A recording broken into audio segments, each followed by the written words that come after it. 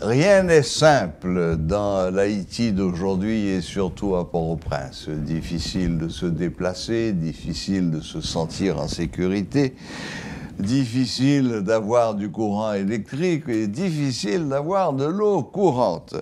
Pour parler de ce dernier point, nous avons avec nous aujourd'hui, en présentiel sur le plateau de Métro News, le directeur général de la DINEPA, Monsieur Guito Edouard. Bonsoir, Monsieur Edouard, et bienvenue à Métro News.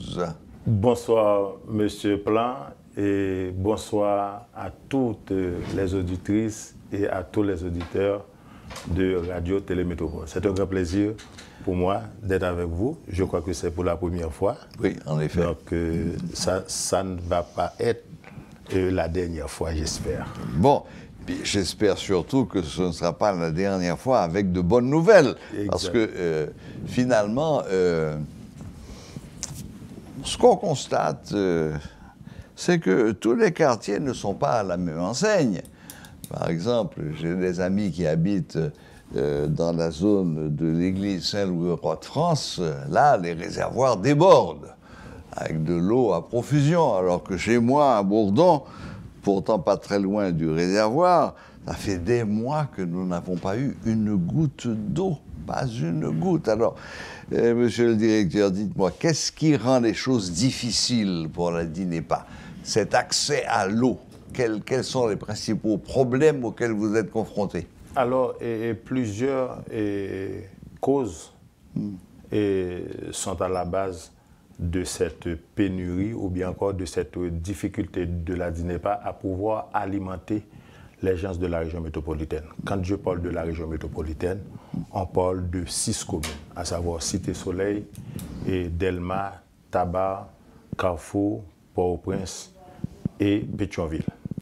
Mais pour le cas, par exemple, de Delma, Delma est tributaire de la disponibilité de carburant.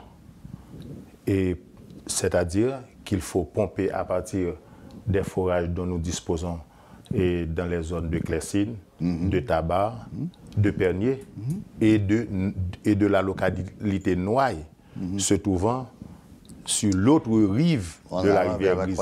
Exactement, sur l'autre rive de la rivière Grise. Donc, à part cette pénurie de carburant, mais il y a aussi le phénomène d'insécurité. Alors, quand vous dites pénurie de carburant, c'est-à-dire que vous n'avez pas suffisamment de carburant pour faire fonctionner les pompes? Exactement. On n'a pas de carburant en continuité pour faire fonctionner les forages. Quand je parle de forage, on parle de gros groupes électrogènes dont la capacité varie entre 250 et 800 kilowatts. Wow.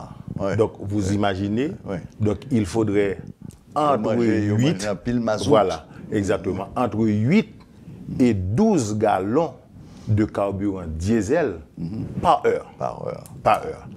Et le problème qui se pose, c'est que nous n'avons pas une grande capacité de stockage.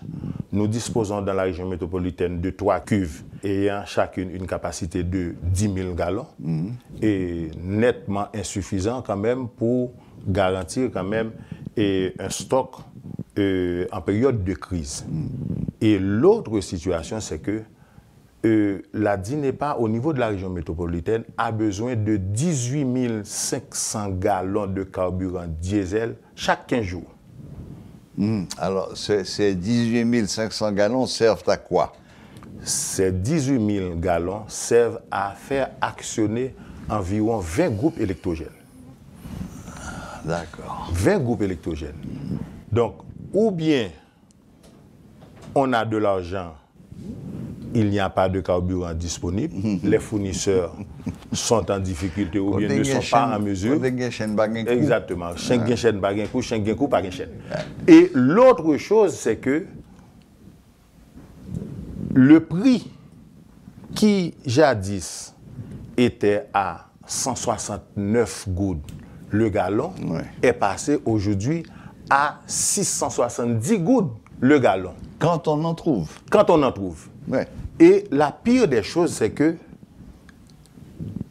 le peu que les services d'eau potable et d'assainissement, tout au moins dans la région métropolitaine, demandent aux abonnés pour avoir de l'accès à l'eau, eh bien, ce tarif-là n'a pas varié avec la hausse du prix de carburant au gallon. Vous imaginez, quand vous payez 800 gouttes ou bien 1500 gouttes par mois, et alors que le prix au gallon du carburant diesel varie de 169 gouttes à 670 gouttes, imaginez-vous, donc qu'est-ce que ça signifie? Mais il faut dire que l'ADI n'est pas fait face à d'autres problèmes, tout au moins au niveau de la région métropolitaine de Port-au-Prince. C'est le phénomène de banditisme ou bien encore de criminalité. À telle enseigne, nous avons tout récemment tenté d'alimenter deux de nos forages au niveau de Pernier et quelques-uns parmi les 6 dont nous disposons dans la localité Noailles pour faire arriver l'eau d'abord au réservoir de Silo et à une capacité de 3000 m3 et à celui de Vivi-Michel et à une capacité de 2000 m3, environ 528 000 gallons. Eh bien, ces 500 gallons de carburant diesel que nous avons transportés de notre site à ces stations de pompage-là, eh bien, ont été interceptés par les gens qui contrôlent le tabac. Au cas imaginez qui ça signifie pour nous. Mais, en dépit de tout, il n'est pas toujours en chantier.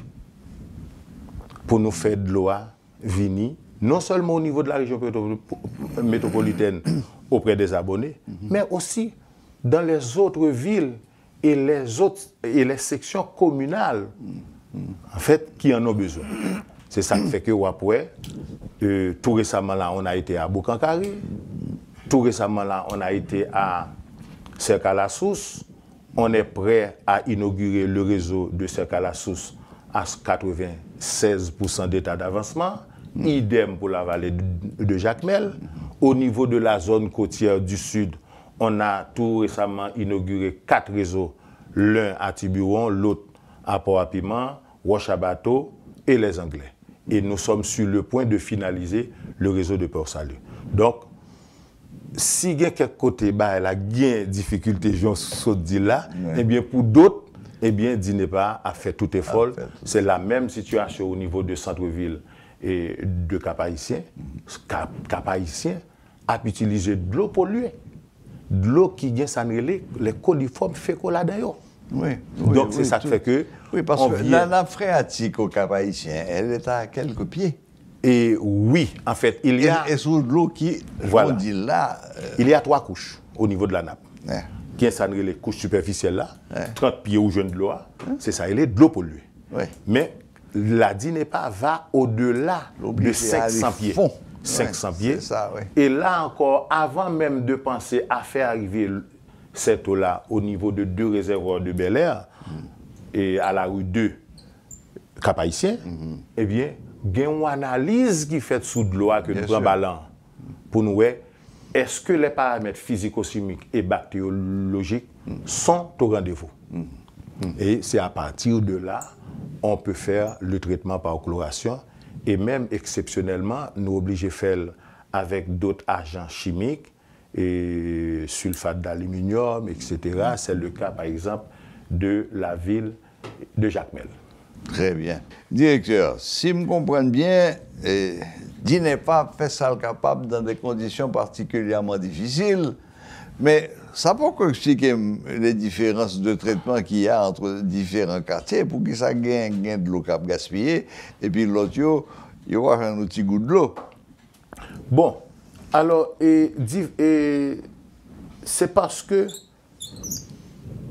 à date, au niveau de la région métropolitaine, nous avons 2 façons de faire arriver l'eau au robinet des gens. Nous disposons au total d'environ 35 plus 8, ça vous donne environ 43 sites d'approvisionnement en eau. Il y a 17 là-dedans, c'est ça les sources émergentes.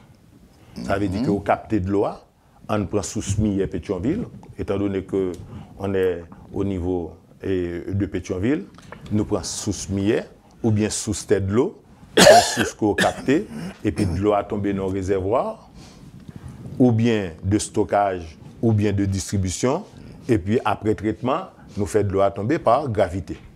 C'est ça qui fait que, tout le monde qui est dans le haut Delma, tout récemment là, il y a des gens qui sont capables de dire comme ça que ça dit pas tap fait, elle tap coupé route là au niveau de Delma 66.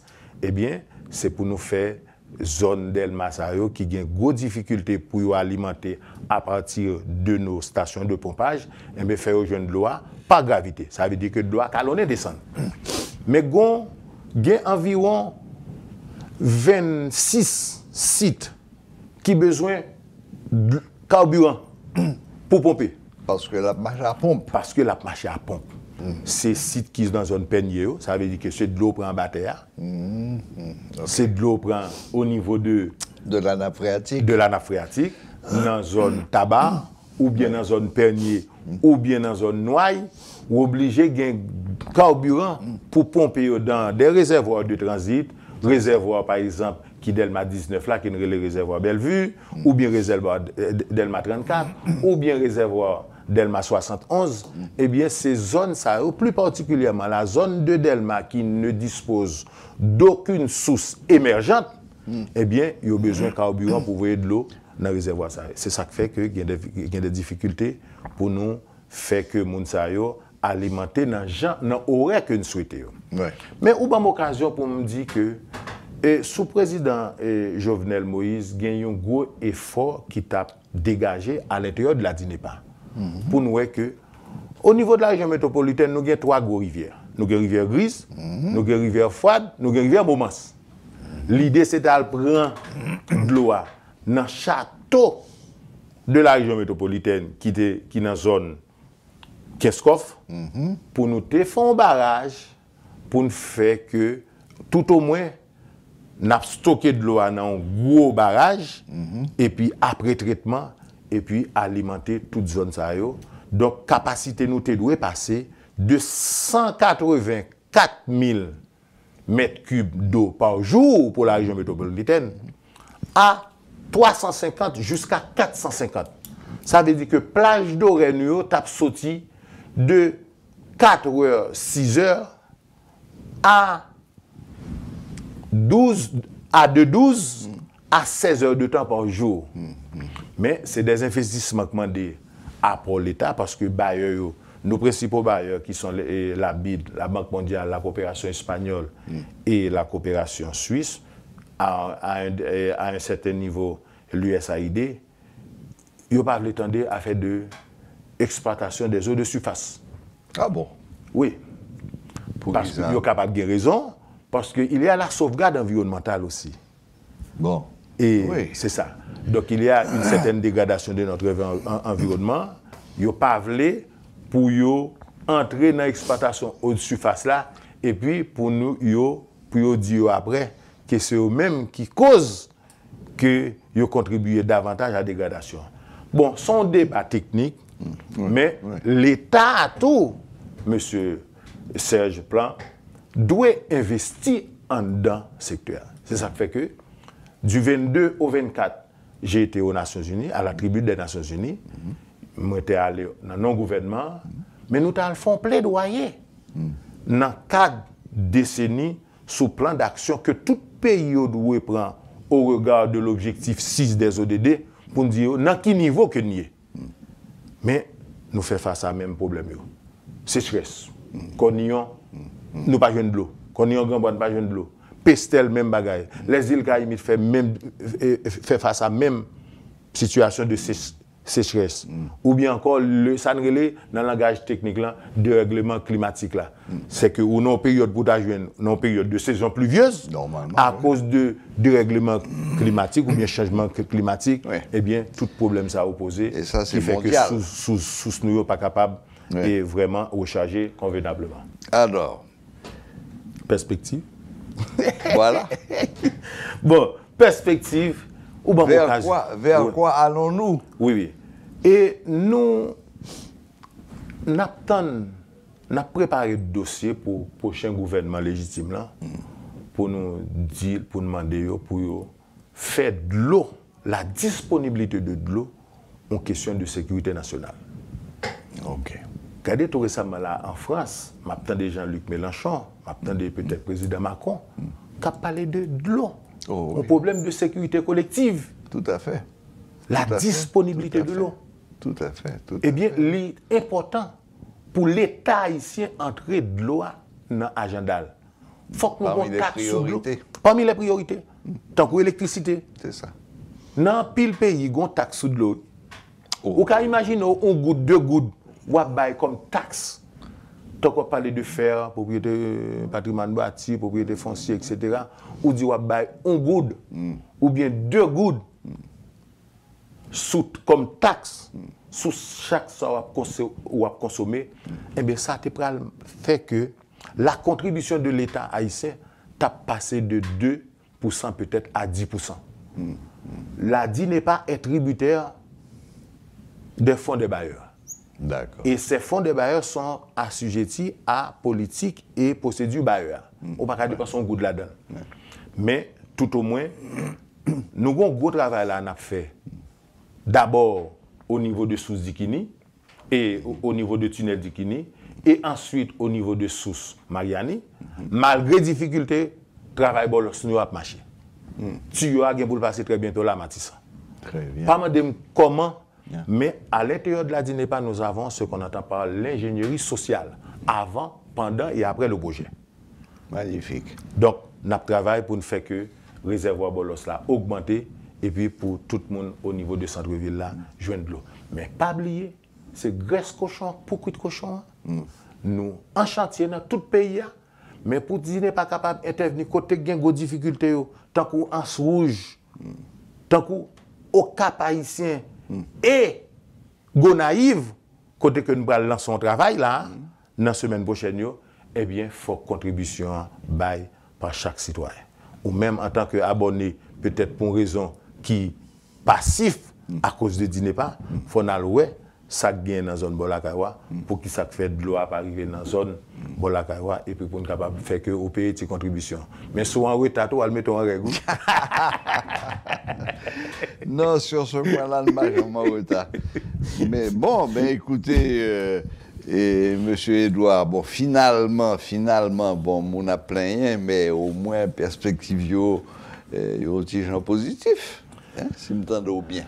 Et perspective yo positive dans certaines zones, mais dans d'autres zones, il y a lieu de trouver d'autres sources d'approvisionnement en eau potable par l'exploitation, la gestion des eaux de surface. Ouais. Ça veut dire que barrage Marion, même depuis un petit monde, j'ai toujours entendu dire que Haïti pas manqué de l'eau, que ce soit par la pluviométrie qui est importante, que ce soit par le nombre de cours d'eau qui également sont importants, par rapport à d'autres pays, et même voisins, nous pas manqué de l'eau.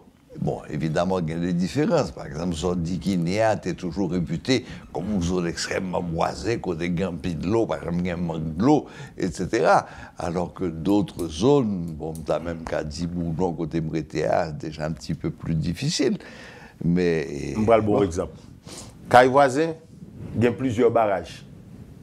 Ça veut dire que vous captez de l'eau, ça s'appelle lac collinaire artificiel. Vous captez de l'eau la pluie, de l'eau rivière là. Ils mettent des barrages sur lui et puis ils utilisent à 4 fins. Domestiques, industriels, touristiques et agricoles. À Cuba, côté étudié, il y a 243 barrages sur l'ensemble de rivières. Il a fait 244e là. C'est ça qui fait que... Des barrages donc hydroélectriques alors? Les deux, les guindois hydraulique.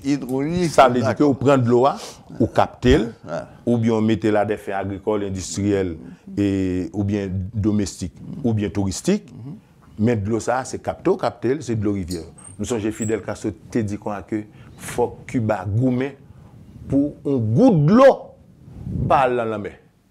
Nous-mêmes, nous avons parlé de 40 milliards de mètres cubes de l'eau dans la mer chaque année. Gaspillé dans la mer chaque année. Bon, mais, M. Guito Edouard, merci beaucoup de ce côté pour un petit temps pour venir expliquer nous travail qui ça dîner pas essayer fait pour nous et nous entendre que quand puis le projet qu'il a fait avec la coopération espagnole, etc., qui n'est propagé d'appareil autour, qui est souvent en contradiction avec Panon, mais au moins qu'on travail qu'a fait. Et finalement, c'est ça que nous avons envie d'entendre. Et merci beaucoup d'être venu jusqu'à nous. Nous sommes disposés pour vous, pour Wendell, ou bien tout autre présentateur et présentatrice de la radio Télémétropole. Merci beaucoup. Eh bien voilà, c'était M. Guido Edouard, directeur général de la DINEPA, qui nous parlait un peu de ce qu'est cet organisme et du rôle qu'il est appelé à jouer dans notre vie quotidienne. L'eau, l'eau, l'eau. Ben, l'eau, c'est la vie.